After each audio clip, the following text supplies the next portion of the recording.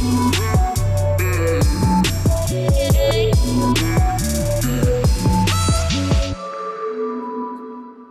this is Ty Corbett here, and this will be the first installment of many coming of Open Mic with Ty.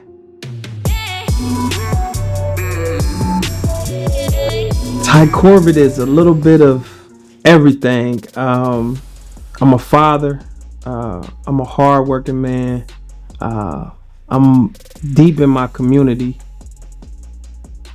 I'm a brother. I'm a leader. And most importantly, I'm a king. I'm a king because I think definitely growing and coming from the background and the environment that I came from, I was always taught to be strong, stand on what I believe. When I face adversity, fight through it, overcome it, don't run from it. And I think those are all signs of leadership and being a king. And to be a king, you have to be a strong and diligent leader. My childhood was great. I think that I grew up in a time that was much different than what it is now. Growing up, I spent the first 5 years in Dayton, and then we moved to a very small town called Sandusky, Ohio, where my grandfather was. He was very active in the community. Everybody knew him.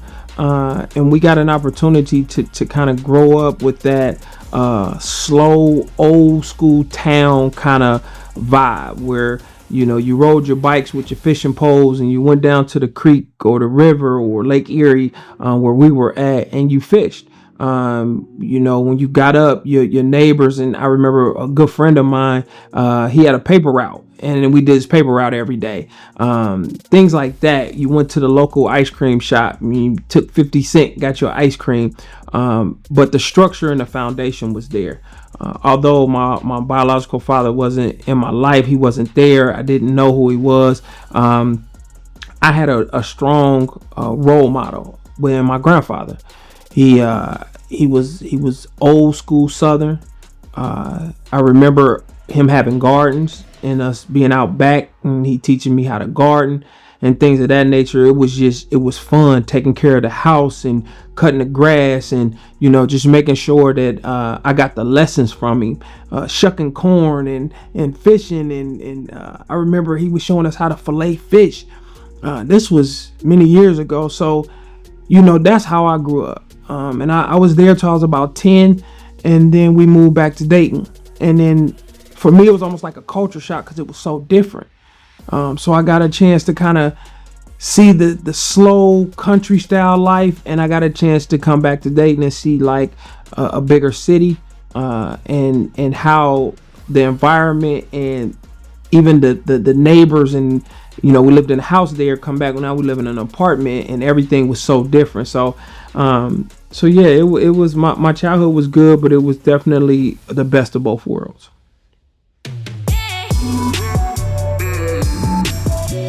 My uncle was like the coolest man ever. So when I moved back to Dayton and I started to be around my uncle more, I just seen he taught me how to be a man. He taught me he as growing up, being around a man and actually seeing them in your house every day, because we moved back home with my grandmother. My uncle was there. He was there every day. You know, he showed me about working and taking care of responsibility, how to dress, how to groom yourself, how to take care of yourself. And not only that, but how to take care of your family. The responsibility. Granted, my grandfather, my mom, they were all on it. But I got to see it every day. So he was one of the biggest and probably most influential at that time, because now I'm 10, I'm 11, I'm 12. So he's with me during those ages of me kind of growing into out of adolescence into, you know, my teenage years. So, you know, he was one of my biggest influences, but then he introduced me to a lot of other individuals. So, you know, he worked for the city of Dayton in Parks and Recreation, and he was active in the community. So at a young age, I got a chance to see people scholarly, especially black men. That was that was so big for me, is to be able to see black men that looked like me, that were educated, that were doing big things, that were athletes and things of that nature. He was the one that first told me about going to a HBCU. He went to Central State University. He talked to me about Wilberforce and some of the other HBCUs, but it was just so phenomenal to be around somebody like that.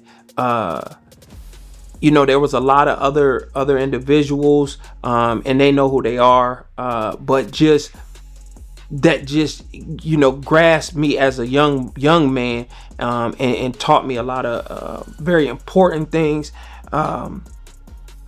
It was coaches that I had, and man, it's so many of them, because when growing up, we lived in the city at my grandma's, but my mom moved to Trotwood. So then when I went to Trotwood, it was cool. Like, I had a lot of friends out there, but at times I didn't always feel like I was fitting in.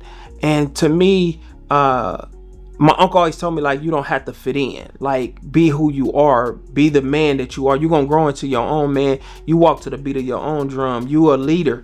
And that's where I get that from. That's where I get that being a king, because he taught me, like, you're not gonna, if you do something, you did it because you chose to do it. We're not gonna accept you telling me, well, my friends did it, and he didn't accept it. So that was, I think, a valuable lesson growing up as being a man and growing into manhood. It was, you take responsibility for your own actions.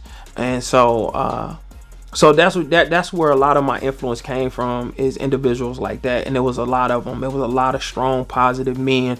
I know it's a lot of stigmas around black men in the community, or just being there around young men, teaching them how to grow.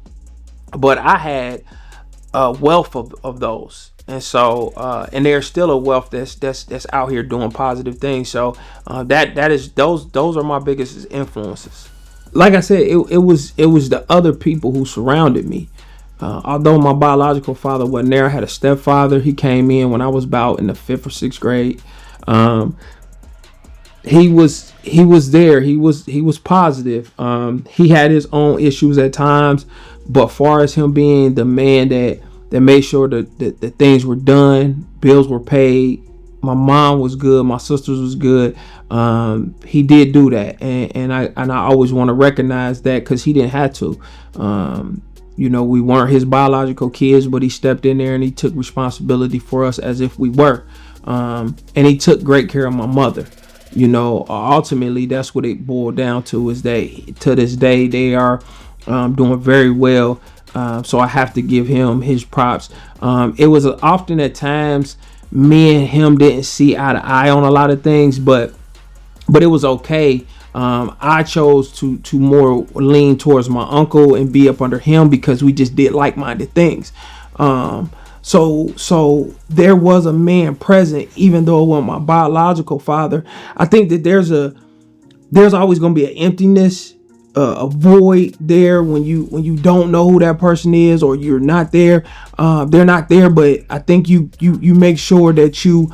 I think there was a lot of things that were afforded to me that kept other influences and strong male influences around, and I think my mom did a great job of that. She really helped out with understanding, like, as a man, I can't teach him how to be a man. I can only teach him what I know about a man. And she put certain things in place for me to grow and thrive in that aspect. So I was cool. I don't think I was missing or hurting for nothing.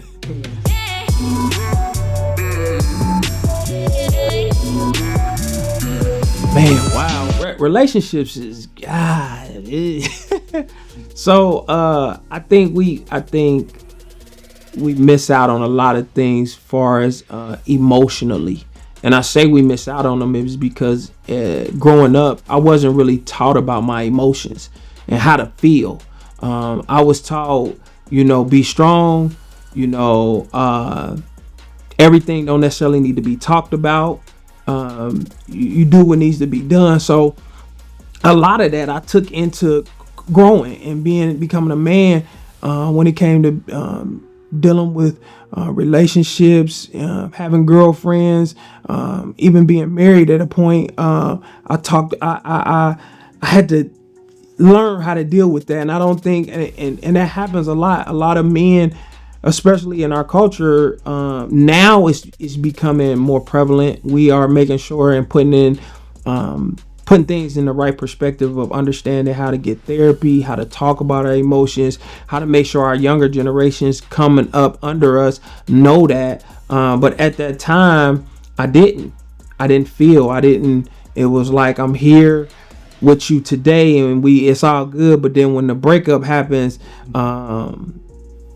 we don't really know how to cope with it. It hits as a man, and I've always felt like it hit me harder, because at that point I never knew how to deal with it. So I just kind of took it on the chin. When I did talk to somebody and I had to deal with it, my uncle was there to tell me, hey, you're gonna be okay. You gotta deal with it like this.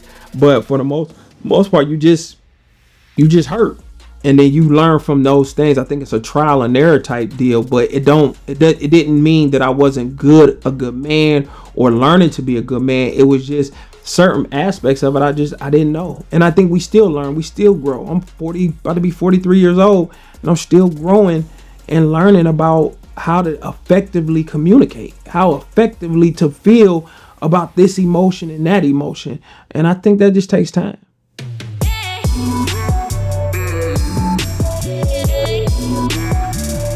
One big thing about looking at other people's relationships that I learned is that everybody's relationship is different, and it doesn't mean that it's gonna be yours. It don't mean that it's gonna be like that. There may be some similarities, but you gonna ultimately do the things in your relationship that should benefit you and your partner. You can look at people's relationship, but you're looking at it from the outside. You don't really know what's going on the inside. So although it look all beautiful and sunshine and roses, the reality of it is man, everybody had their issues. And I think that it takes those two individuals to really work at what they want together. Nobody can fix that but them. Nobody can make that successful but them. And I think sometimes we look to outside help in other relationships so often, and we try to compare what we going through to that, and then it don't work out because you're not them. You don't think as they do. You don't act as they do. You're your own person. But while I'm saying that, I do believe in therapy, though. I do believe that there's nothing wrong with seeking professional help to kind of understand your feelings.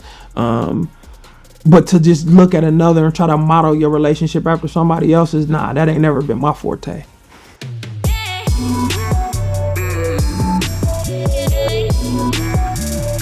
Man, that's big for me. And the reason why I say it's big for me is because when I had my son, I was 19 years old, and I didn't know, like, there was no blueprint. There was no like, you're going to be just like this and you're going to do this and this is how you do it perfect. The one thing that I did know is that I wanted to be there. It had nothing to do with finances. It had nothing to do with, the materialistic things that I wanted to provide for him. I wanted to be there. I wanted to be present. Growing up, I had my uncle in the stands when I played sports. He was there. I think my oldest sister might have came to a couple games, but outside of that was really it, But for me, it was big because I knew what that felt like. So I knew what the absence felt like. And I think you have options when you grow up with certain things missing, such as a parent. You can either become that, or you can try your hardest not to be that. And for me, that's what it was. I was going to make sure that no matter what, my child and my children don't feel that same feeling. They don't grow up being like, man, my dad wasn't here. He didn't show up. Like, no. And I think that's what it did for me. It gave me the feeling of no matter what, if you don't have no money, if you don't have, you can't buy them the nice things, you can't do this, go get them. Spend time with them. take them to the park. It's so many things that was free that I learned how to do with my child. And he loved it, and I'm talking about my first son, as he grew up and got older. And then I just transferred that to my daughters. I was making sure that I was there. I wanted to be present.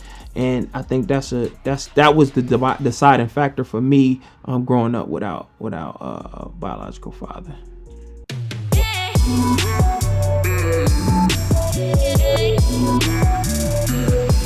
Man, I prioritize time. Time is the biggest thing. Making sure they understand foundation and principles. Above all is believing in God. Growing up for me, I grew up and was raised in the church. My grandmother made sure we went every Sunday. It wasn't no playing, no games. You think you sick, you're gonna get out of it. Guess what? The Lord gonna heal you. He gonna make sure you gonna go on to church, and after church you gonna eat these donuts. So you was sick, but you want to eat these donuts after church. So it was that's how I grew up. So I think they had to have a strong base of spirituality and understanding, and faith, and having faith. So but that and time, it's just, you don't know how valuable that is. And then just leading by example. I was always a firm believer in leading by example. I didn't make all the right decisions, and I messed up a lot. I did. But it was a couple things that my kids can always say. My dad made sure that he showed us how to complete something, and whether it was school, whether it was a business, I showed him that, hey, you have to complete school. So that means you gotta get a high school diploma or equivalent or something like that. And with the blessings of God, so far my son is on the road to obtaining his bachelor's degree from University of Dayton. And my daughters are still young and they're working at it, but they're doing excellent in school. But even through my trials and tribulations in school, because I was kicked out of school, and had to go to Dayton Public. I got kicked out of Tribal, had to go to Dayton Public. But it was a completion of it. I went and finished. And went on to college and got a degree from Central State University, and then on to get a master's from Xavier University. So I was able, when my son first started school, I was able to go with him and walk him through that process, and could show him how to register and get everything done. And I remember like yesterday when he went and stayed in the dorms, and we dropped him off at school, and it was just like, man, and you don't think about it then. I can sit back and think about it now because I ain't tell nobody this, but I'm telling y'all, I cried like a baby on the way home. I dropped him off and cried like a baby. But I think that, for me was, he felt secure. I knew what I was talking about, and things changed. But the foundation and the gist of it is, and so he was able to see that, and he was able to say, Dad, I want to be and grow up to be like you. And I think that was big for me, because that's just what it was. I grew up and I wanted to be like my uncle. I wanted to do that. So when you have that, that was big in a foundation for me.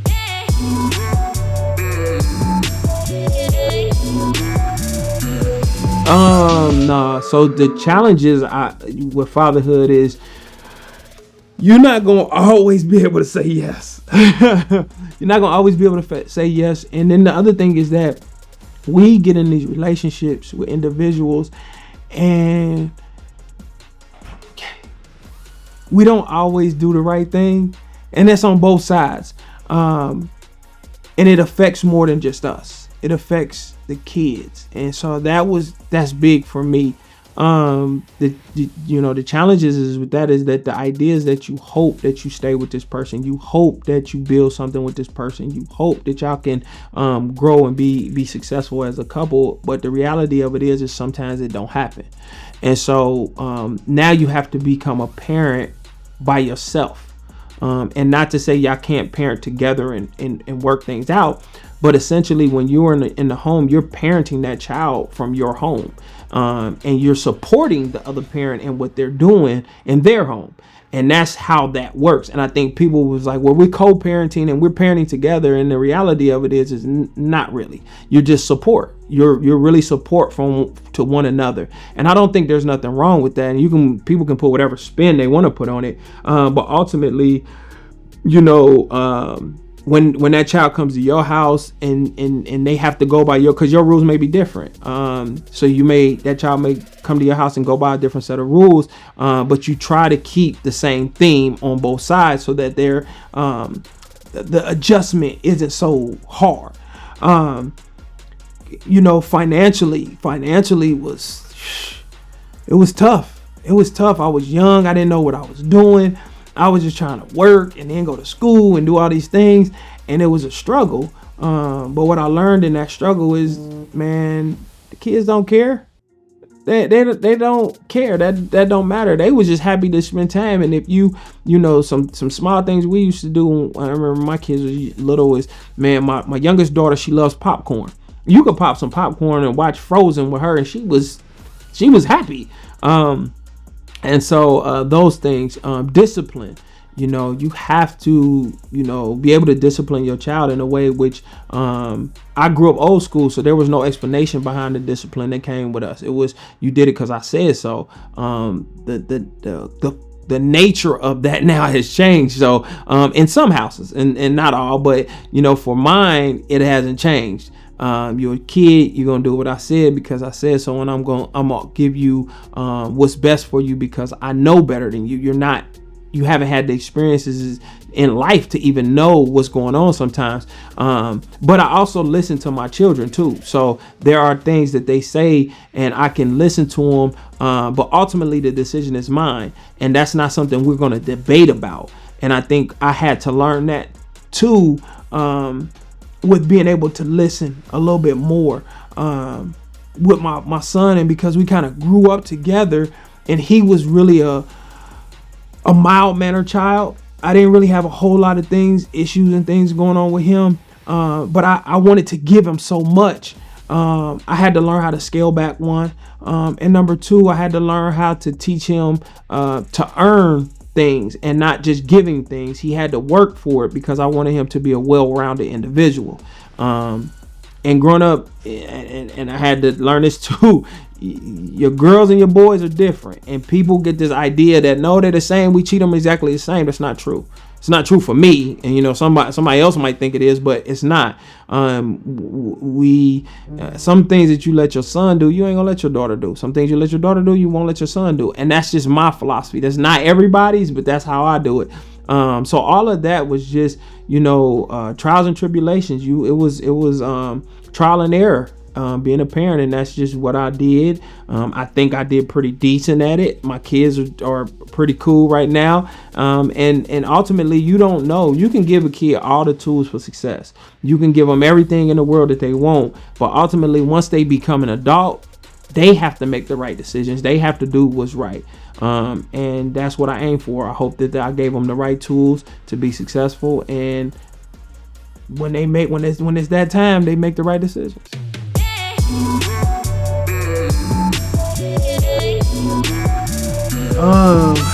What aspirations do I have for them? Man, I aspire for them to be everything that they plan on being and want to be, and the desire that they have in life. I think right now it's a lot of based upon finance. It's based upon money, and how much money you have, it will determine how happy you are. And I hope my children find something they love to do, and they love doing it, and it brings them joy and happiness and ultimately wealth. But I don't want them to think the money is going to bring them wealth or bring them happiness. And I think that's what happens a lot. So my aspirations for my kids is for them to be productive in society, for them to love God, and for them to help someone else. I think we don't put enough emphasis on that. We look at life and we look at things that's going on, but how much help are you giving to somebody who's less fortunate? And I talk to my kids about that. It's like, everybody don't have what you have. You are really fortunate to have two parents that are working, that are, putting into you and providing certain things for you. And I had to tell them, like, all of this is materialistic and can be taken away in a matter of seconds. So we have those talks, and it is a thing of, making sure that you diligent and stand on them to understand that it's more than life than materialistic things.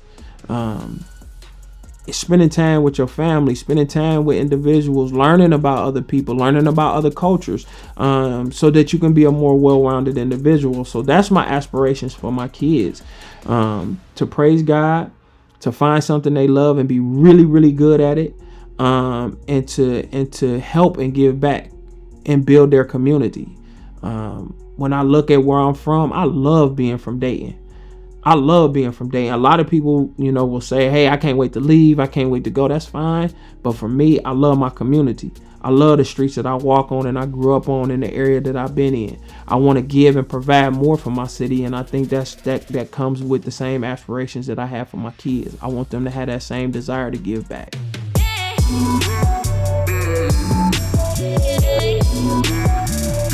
my education, it was rocky, man. I wasn't a good student. At all. I was terrible from elementary to high school. But I think I had, what people call potential. I think a lot of people seen some great stuff in me. I think they seen a lot of passion. Even though I probably didn't know, I was passionate about whatever I did. And I think that's what got me through. While going through that and going through school, I did learn. I did pick up things. I just had to apply myself. A lot of times I was being lazy. I didn't want to do it. I didn't want to do the work. I didn't want to apply myself. And I think that happens. But over time, I learned, like, if you want something more and you looking at where you at and your surroundings and you don't desire to do this forever, you gotta put your foot forward and make it happen. And my mom was always like that. My mom was so beautiful and smart, and she's always been, highly intelligent, and always told us that, like, look, what you gonna do? What you gonna do? And I had other influences, man. I had a wonderful teacher at Colonel White High School. A lot of support at Colonel White High School, but that told me, and I remember her telling a group of us this, and I never forget. And everybody who watching this, and if y'all cougar and y'all went to Colonel White, y'all know what it's about when we used to go in that lunchroom and sit at that table. But I remember her sitting there and telling us, and she said, "What are you gonna do after graduation?" And I was like, "What you mean?" She was like, "After you graduate, what are you gonna do?" And I was like, "I don't know. I'm gonna go hang out." She's like, "No. The morning you wake up after you graduate and you have no place to go or responsibility or nothing you supposed to do that next day, what are you gonna do?"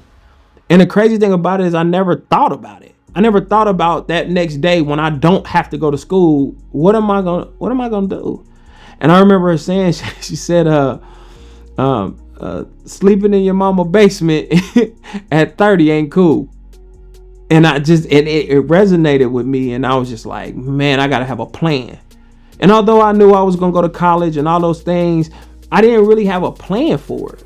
Like, it was like, go to college and trial and error it, see how it go. And ultimately, when I went, I came back. I had to test the waters a few times and figure out my lane. But at that moment, those were some of the things that I was learning, that it was like, hey, you got to have a plan. And so that was big for me. And I think I took that and I ran with it.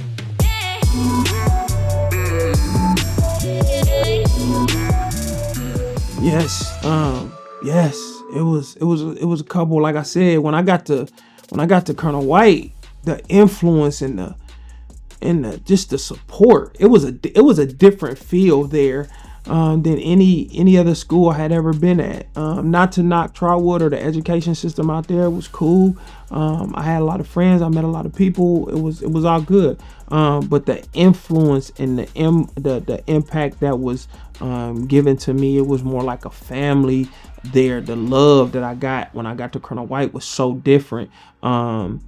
And so, yes, they impacted me tremendously. I mean, a lot of those same teachers I still got great relationships with to this day.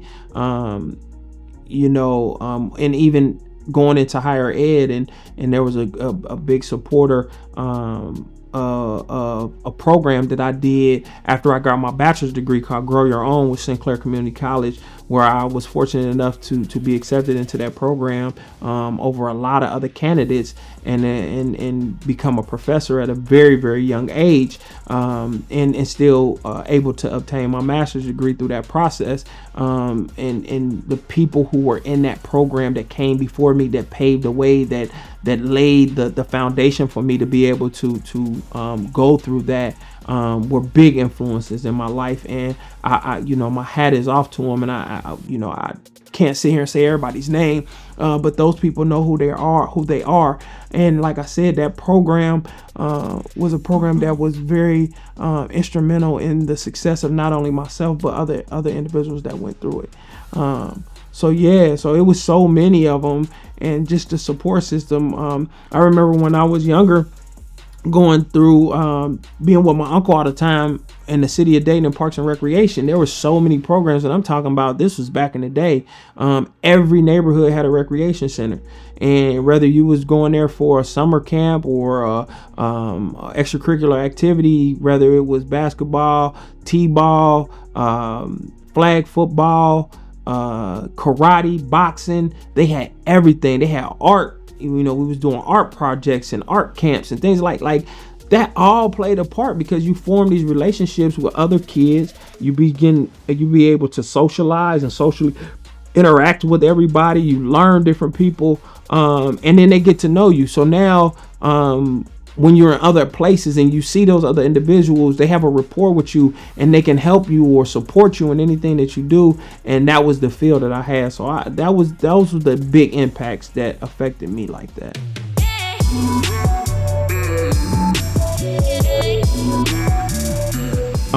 Man, there was a lot of obstacles. If we want to talk about in education, one of the biggest obstacles is that I didn't feel smart. I didn't feel that I had the brain power to do some of the work. My confidence in that didn't shine through early on. And then I remember being around other people. I had a set of friends when I was at Trotwood. Good friends that really surrounded me. Like, they supported me. They were all older than me. I was the youngest guy, but they was like, nah, this how you gonna do it. This how you gonna learn. One of my best friends, he was a knucklehead. He got in a lot of trouble, but his GPA was like a 4.0 all through school. Unfortunately, he did some things that wound him up in being incarcerated his senior year, but he was so very intelligent and so very smart. He just made a bad decision, and even though he was incarcerated for a number of years, while he was in there, he went and took college courses and did all the things that he needed to do so that when he got out, he was prepared. And I think and if I'm remembering correctly, when he got out, I remember going to see him and we just hung out and kicked it. And then he was like, I'm like, so what's the plan? He was like, oh, my plan is still going to Ohio State and getting a degree as an engineer. And he did just that. Maybe a couple weeks after that, he enrolled. He was enrolled at Ohio State. He went there and he lived his life. But that was a major impact for me to see that, even though we make mistakes or we don't think that we can do certain things, you can. And that was a big, hurdle for him. And to see somebody do something like that, it was a big support to me as well.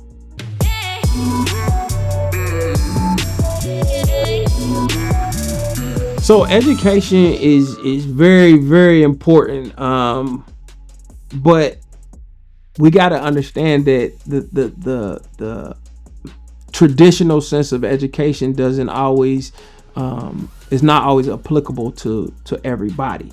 The foundation of understanding, when we talking about reading, writing, arithmetic, things of that nature, yes, you have to get some formal form of education. Do I think that kids should go to college or I think, yeah, if it suits you and if that's the path you want to go down. But I think education can be in many forms. I think it can be in a skilled trade. I think it can be in life. So it's all ways that you can educate yourself or be educated through other forms. But education ultimately is important, and it never stops. You never stop learning. You never stop seeking knowledge. You never stop doing those things. I'm glad to say that at 42 years old, about to be 43, I just crossed Omega Psi Phi Fraternity Incorporated, and there's so much more knowledge and things that I've learned through that process. Being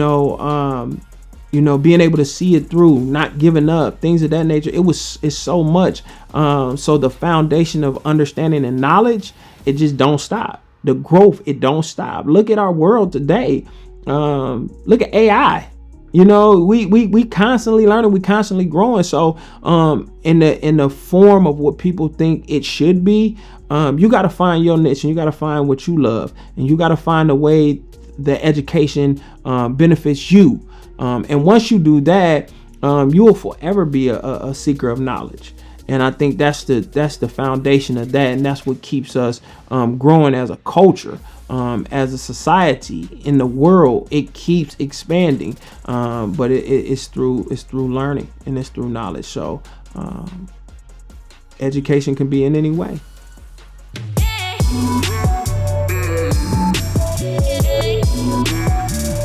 It's been a lot of challenges. I think that for me, trying to navigate the world, some of the societal challenges for me has been understanding, how to navigate the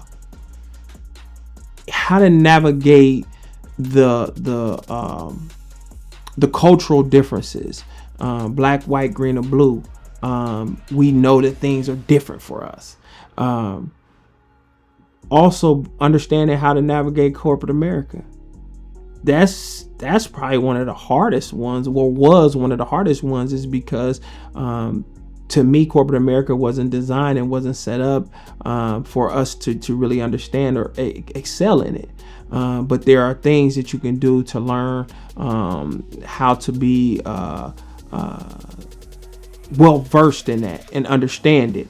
And that was big for me because going to HBCU, it was a different climate, it was a different culture, it was a different way that they educated us. But then I got the best of both worlds because I went to a PWI as well when I went to Xavier University. And I will explain it like this. I felt like going to HBCU, they cared. They cared whether I ate. They cared whether I took care of my health. They cared whether my mental capacity was there, and they educated. Going to a PWI, that wasn't it. Do you know the information or not? And if you don't know it, we don't need you. And that's just the reality of it. They didn't care if I could get to class. If I had gas in my car, if my kid was they just didn't care, because that wasn't their agenda. Their focus and their agenda was, hey, we're gonna educate you, and that's it. And really, we're gonna put the education out here for you. It's on you to learn it. It's on you to take the time to put in to get what you're actually paying for. We're not giving you anything. You're already paying for it. And I understood that. And so once I finished that, I understood how to navigate through that climate. And that was big, because I think if I didn't see that, I wouldn't know how to not only navigate that, but I wouldn't know how to share that and pass that down from generation to generation, to teach them like, hey, listen, this is what you're going to be faced with. And those hurdles are very hard to overcome. When you think about some of the resources that's in the community, that should be in the community, that we just don't know about, how we have to go about seeking those resources and ultimately obtaining them. That wasn't something that was just known to me. I had to learn that. And so those are the type of obstacles that I face. I faced obstacles with being a father, being a young father, and all the stigmas that come with that, all the things that I went through with trying to understand that. It was difficult. Not knowing about mental health, not knowing about finances early on. I wasn't taught about credit early. I didn't learn about that till I became an adult in my 30s and learning how to use it. Like I knew what credit was, but I didn't know how important it was, how valuable it was, what I needed to do with it, how I needed to make sure that I stayed on top of it. One wrong thing could destroy my credit. Building into entrepreneurship and wanting to be an entrepreneur, what does that look like? Who do I talk to? So those are some of the trials and tribulations that I went through with that.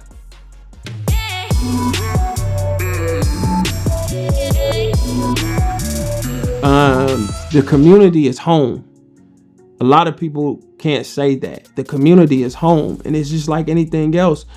When you're facing difficult times or you facing good times, you always want to go home and share with your people. And I feel like that's what it is. I feel like the community has molded me, shaped me, turned me into the individual that I am. And that's why I love my community so much. That is where you get who you are from. The essence of who you really are, it comes from your community. It comes from your surroundings. And I think that they play such a vital role in that, because everything that I'm telling you about was all things in my community. I didn't have to seek outside to get those things and get those foundations. Now, as I got older, did I look outside to learn more, to expand and broaden my horizon on life and education? Absolutely. But I always came home and not only shared it, but then learned more to take back to them. The things that I got from my home and my community, I taught other people. And they were, astounded by those things as well. So, when you think about that, it's all in you loving and embracing the things that's right at your fingertips. Quit thinking about the things that you don't have and take an opportunity to love and cherish the things that you do have, because it is so rich. Our community is rich. We got some people who have done great things in our community, and all we need to do is just tap in and let's start giving and loving and hugging on our people more and teaching them more about where we come from.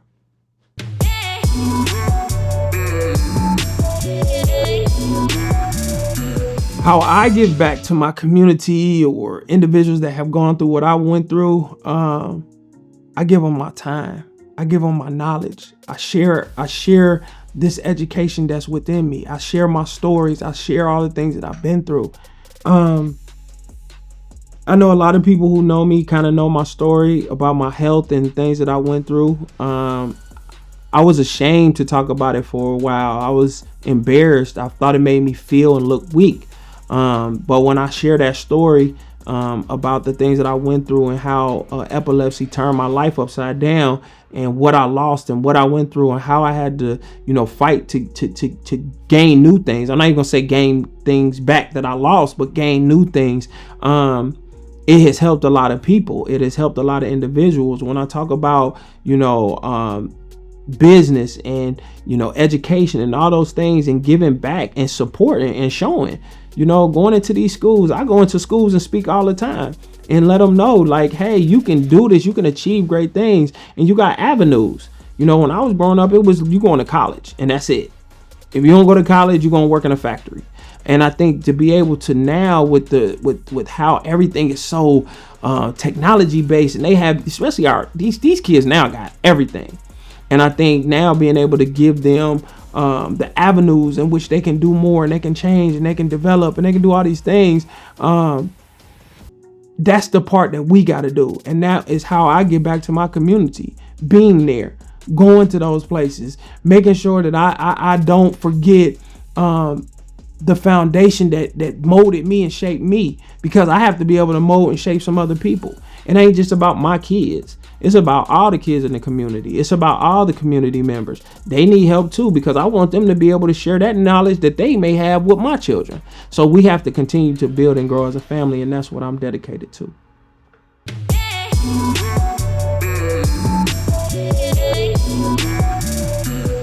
Man, my identity and self-perception, how's that been molded and shaped by the things I've been through, and me not having a father. Oh man. Me not having me not having a biological father there, I did have a person who was there, like a father figure. So I will say this, my identity of who I am, I believe in me, my self-worth.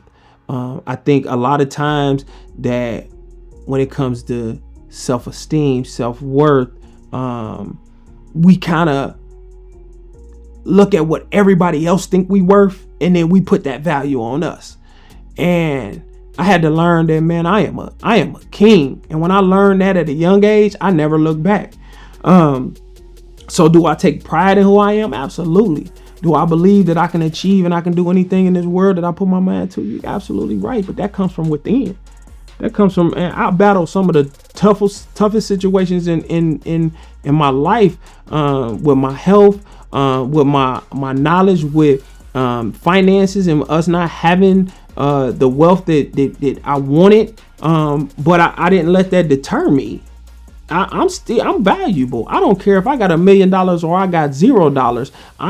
I am a king. That don't change who I am. And I think some people put the value on who they are by the amount of money that they have.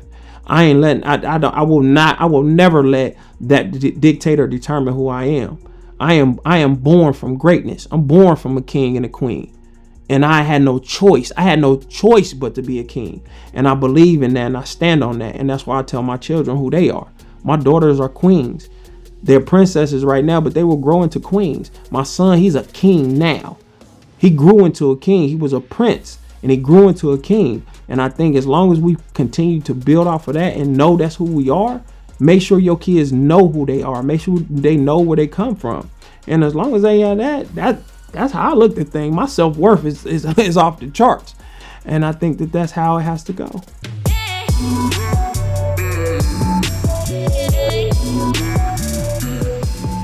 Oh, some of the most important lessons that I learned in my journey to manhood. Believe in God. Give respect. Stand on what you believe. Be honest. Work hard. And give back. And if you do those things, then you are successful. You are successful.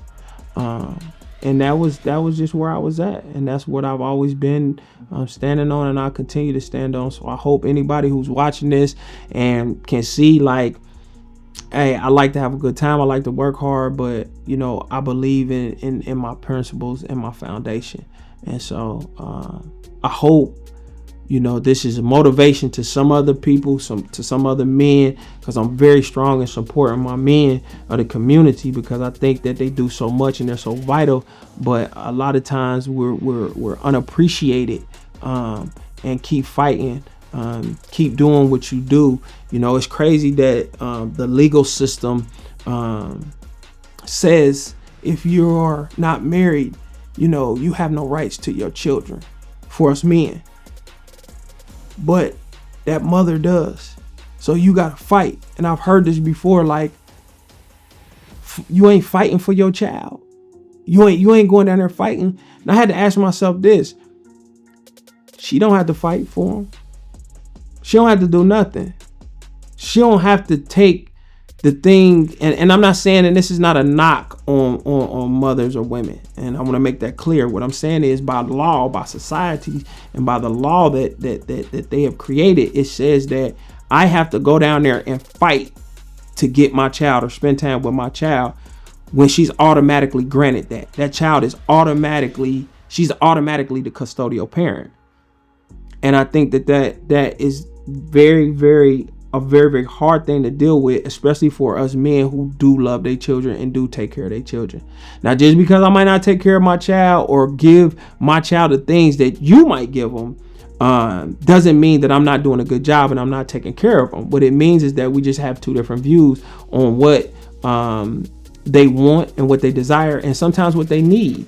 Because it doesn't mean that because you think they need this, they need it. What it means is that's your idea of what they need, but what my idea is, they may need something else or that in a different form.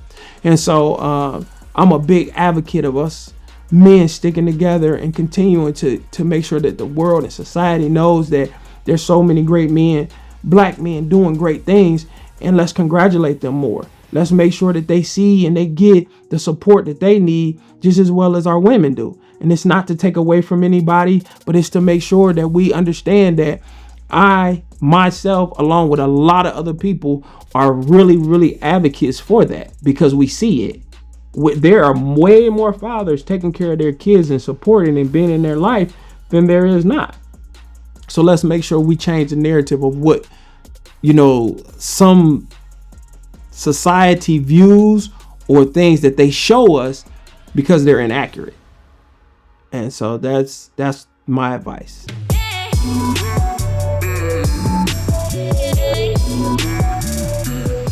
The advice I would give to my younger self or young men growing up without a father, it would be to find or hope that they get the influence from another positive male role model. Make sure you find, individuals and men who are, doing the right thing. Surround yourself with them. And for some of the mothers who are raising a young man by themselves, please put that young man with other men who are doing great things and who can show them and can guide them. Surround them with that love from a man who can show him the proper way and guide him and mold him into manhood. And I think that's what I would tell myself is when I was younger, to not be so angry. I was angry at what I had went through, and I think I held that for a long time. And instead of me being angry, I could have channeled that energy into something else. And I think going through that process, it took me a long time to really let that anger and frustration and all that stuff go. And I just navigated and moved through life while holding on to that. And I think that was somewhat of a barrier for me in my me excelling in some certain areas at certain times. And so that's what I would say. That's where I would go with that.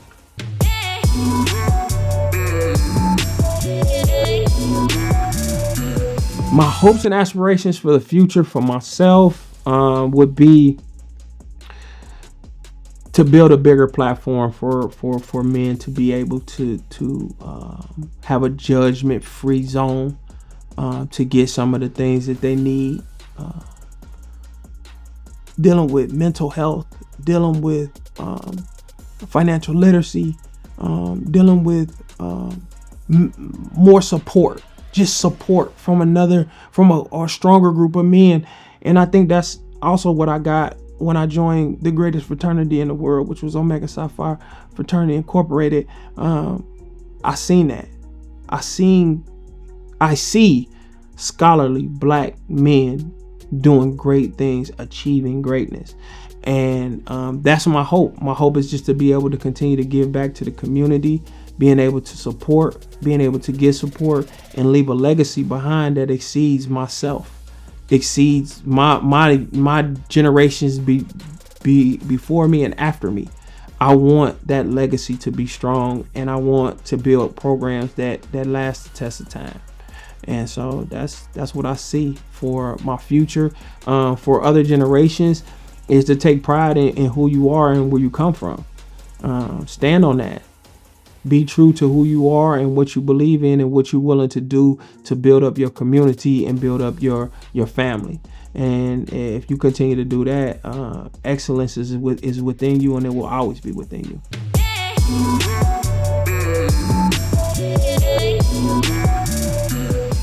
I plan on growing by being there, being in the community, showing my face,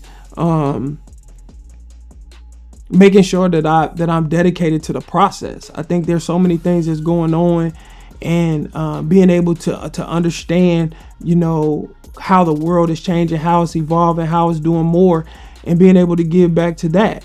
Accepting it. I think a lot of us don't want to accept change and accept evolution. I mean, the world changes, things change, and we got to. I mean, and one of the big things, and we talk about it all the time, is music. And I remember, it's crazy because I can listen to some of this music, and I'm like, it ain't bad music. I just don't understand it. It's hard for me to listen to it because I don't know what they talking about. But when I think back on when I was growing up and I was listening to No Limit and Suave House, down south music, and just all the different Lil Wayne and Cash Money records. I was listening to all that music back in the day. My mama and my grandma and my uncles then was like, what are you listening to? That was what it was. They couldn't understand it, and I think when we don't understand something, we turn it into something negative. And I think that we got to stop doing that. We got to start saying, hey, it may not be my cup of tea, but it doesn't mean it's negative. Let me try to build off of it and learn from it and be able to use it to help and support some of the things that I'm doing. And so just having an open mind. And I think that's where I'm at with it. Having more of an open mind and understanding, believing in that, as well as making sure that we believe in the power of forgiveness. I want to say this to everybody, that I didn't really believe in it.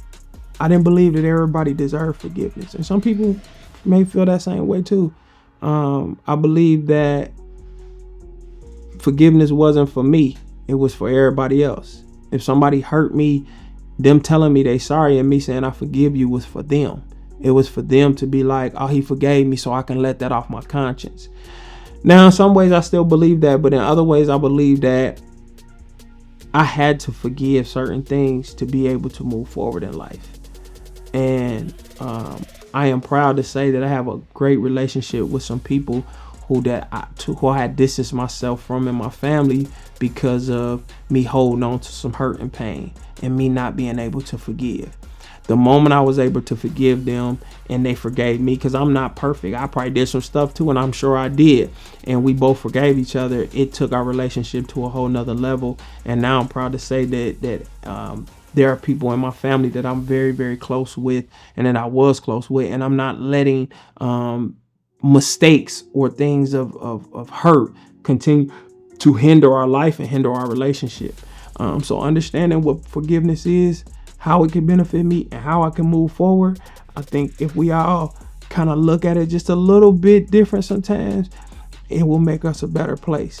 And so I love that, God had brought me that and gave me that, and I'm trying to build off of it. So that is some of the advice I would give.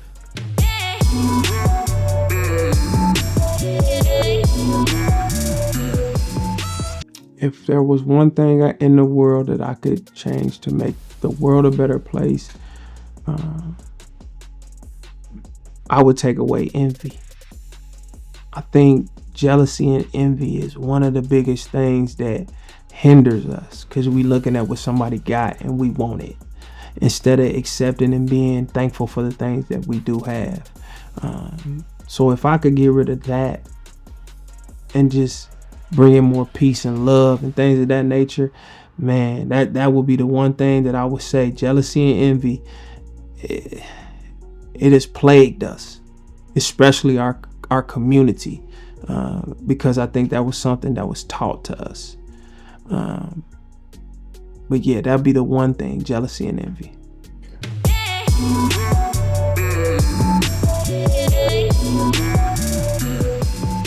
What would I ask the next person sitting in the seat that I'm sitting in? I would ask them, how would they give back? How would you give back to your community, to your family, to anybody? What would you do? Like, what would you really do if you had an unlimited amount of money? If you had an unlimited amount of resources, what would you truly do to give back?